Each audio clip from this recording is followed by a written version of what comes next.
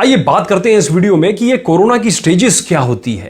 पहली स्टेज, विदेश से नवांकुर आया, एयरपोर्ट पर उसको बुखार नहीं था, उसको घर जाने दिया गया, पर उससे एयरपोर्ट पर एक शपथ पत्र भरवाया गया कि वह 14 दिन तक अपने घर में कैद रहेगा और बुखार आदि आने पर इस नंबर पर संपर्क करेगा। घर जाकर उसने शपथ पत्र की शर्तों का पालन किया, वह अपने घर में कैद रहा, यहां तक कि उसने घर के सदस्यों से भी दूरी बनाए रखी। नवांकुर की मम्मी ने कहा कि अरे तुझे कुछ नहीं हुआ है, अलग थलग मत रहे, इतने दिन बाद घर आया है, घर का कुछ खाना खा ले, आया तू किचन में, मैं तुझे गर्मा गर्म परोस दूं। पर नवांकुर ने मना कर दिया। अगली सुबह मम्मी ने फिर वही बात कही। इस बात पर नवांकुर को गुस्सा आ गया, उसने मम्मी को चिल्ला दिया, मम्मी की आंख में आंसू तक आ गए, मम्मी बुरा मान गई। नवांकुर ने सबसे अलग थलग रहना चालू रखा। 6-7 दिन बाद नवांकुर को बुखार, सर्दी, खांसी जैसे लक्षण आने लगे। नवांकुर ने हेल्पलाइन पर फोन लगाया, कोरोना टेस्ट किया, वह पॉजिटिव निकला। उसके घर वालों का भी टेस्ट किया गया, वह सभी नेगेटिव निकले। पड़ोस की 1 किलोमीटर की परिधि में सबसे पूछताछ की गई, ऐसे सब लोगों का टेस्ट भी किया गया। सबने कहा कि नवांकुर को किसी ने घर से बाहर निकलते नहीं देखा, क्योंकि उसने अपने आप को अच्छे से आइसोलेट किया था, इसलिए उसने किसी और को कोरोना नहीं फैलाया।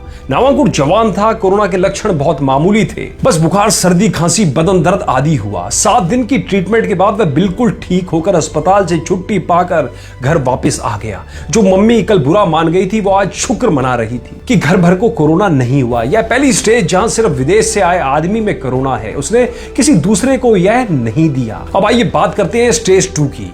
राजू में कोरोना पॉजिटिव निकला, उससे उसकी पिछले दिनों की सारी जानकारी पूछी गई। उस जानकारी से पता चला कि वह विदेश नहीं गया था, पर वह एक ऐसे व्यक्ति से संपर्क में आया था जो हाल ही में विदेश होकर आया है। वह परसों गहने खरीदने के लिए एक ज्वेलर्स पर गया था। वहां के सेठ जी हाल ही में विदेश घूमकर लौटे थे। सेठ जी विदेश से घूमकर आए थे, उनको एयरपोर्ट पर बुखार नहीं था, इसी कारण उनको घर जाने दिया गया, पर उनसे शपथ पत्र भरवा लिया गया कि वह अगले 14 दिन एकदम अकेले रहेंगे और घर से बाहर नहीं निकलेंगे, घर वालों से भी दूर रहेंगे। विदेश से आए इस गंवार सेठ जी ने एयरपोर्ट पर भरे गए उस शपथ पत्र की धज्जियां उड़ाई।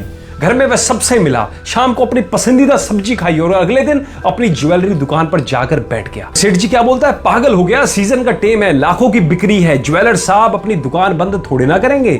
6वें दिन ज्वेलर को बुखार आया, उसके घर वालों को भी बुखार आया, घर वालों में बूढ़ी मां भी थी। सबकी जांच हुई, जांच में सब पॉजिटिव निकले, यानी विदेश से आया आदमी खुद पॉजिटिव, फिर उसने घर वालों को भी पॉजिटिव कर दिया। इसके अलावा वह दुकान में 450 लोगों के संपर्क में आया, जैसे नौकर, चाकर, ग्राहक आदि। उनमें से एक ग्राहक राजू था। सब 450 लोगों का चेकअप हो रहा था। अगर उनमें से एक में पॉजिटिव आया तो भी यह सेकंड स्टेज है। डर यह है कि इन 450 में से हर आदमी ना जाने कहां कहां गया होगा। कुल मिलाकर स्टेज 2, यानी जिस आदमी में कोरोना पॉजिटिव आया है वह विदेश नहीं गया था, पर वह एक ऐसे व्यक्ति के संपर्क में आया है जो हाल ही में विदेश होकर आया है। आइए बात करते हैं स्टेज 3 की। राम सिंह को सर्दी, खांसी, बुखार की वजह से अस्पताल में भर्ती किया गया। वहां उसका कोरोना पॉजिटिव आया, पर राम सिंह ना तो कभी विदेश गया था, ना ही वह किसी ऐसे व्यक्ति के संपर्क में आया जो हाल ही में विदेश होकर आया है। यानी हमें अब वह स्रोत नहीं पता कि राम सिंह को कोरोना कहां लगा और कैसे लगा। स्टेज 1 थी जहां पे आदमी खुद विदेश से आया था, और स्टेज 2 में पता चला जहां पे सेठ जी और उनके संपर्क में आए हुए लोग सबका टेस्ट किया गया और उनको 14 दिन के लिए अलग थलग कर दिया गया। स्टेज 3 में आपको स्रोत ही नहीं पता। स्रोत नहीं पता तो हम स्रोत को पकड़ नहीं सकते, उसको अलग थलग नहीं कर सकते। वह स्रोत ना जाने कहां होगा और अनजाने में कितने सारे लोगों को इन्फेक्ट कर देगा। आइए अब जानते हैं स्टेज 3 बनेगी कैसे। सेठ जी जिन 450 लोगों के संपर्क में आए, जैसे ही सेठ जी के पॉजिटिव होने की खबर फैली तो उनके सभी ग्राहक, नौकर, नौकरानी, घर के पड़ोसी, दुकान के पड़ोसी, दूध वाला, बर्तन वाला, चाय वाला, सब अस्पताल को दौड़े। सब लोग कुल मिलाकर 440 थे।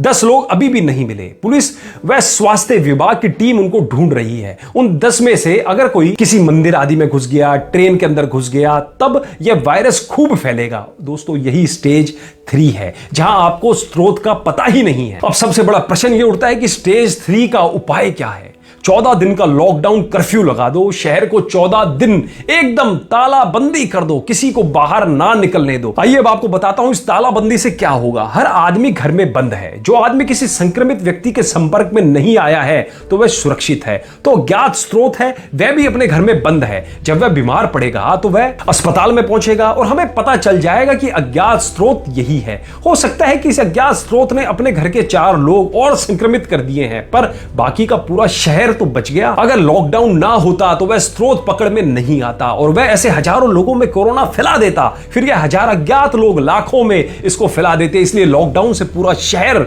बच सकता है और अज्ञात स्रोत पकड़ में आ जाएगा। अब क्या करें कि स्टेज 2, स्टेज 3 में ना बदले। अर्ली लॉकडाउन यानी स्टेज 3 आने से पहले ही तालाबंदी कर लो। उदाहरण के लिए वापस समझिए, सेठ जी एयरपोर्ट से निकले, उन्होंने धज्जियां उड़ाई, घर भर को कोरोना दे दिया, सुबह उठकर दुकान खोलने गए। गजब आदमी हो यार, सीजन का टेम है, लाखों की बिक्री होगी, दुकान खोलनी तो बहुत जरूरी है। ये कौन कहेगा? सेठ जी। अपनी दुकान बंद कैसे कर ले? पर चूंकि तालाबंदी है तो पुलिस वाले सेठ जी की तरफ डंडा लेकर दौड़ेंगे, डंडा देखकर सेठ जी शटर लगाकर भागेंगे। अब चूंकि मार्केट बंद है तो 450 ग्राहक भी नहीं आएंगे। सभी बच गए, राजू भी बच गया। बस सेठ जी के परिवार को कोरोना हुआ। 6वें दिन या 7वें दिन तक कोरोना के लक्षण सामने आ जाते हैं। विदेश से लौटे लोगों में लक्षण आ जाएं तो उनको अस्पताल पहुंचा दिया जाएगा और नहीं आए तो इसका मतलब वो कोरोना नेगेटिव है।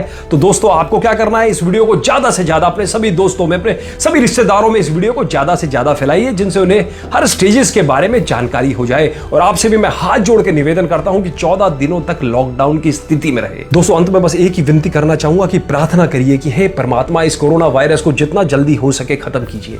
वो बैठा परमात्मा, वो ऊपर बैठा बाजीगर हम सबकी रक्षा करेगा।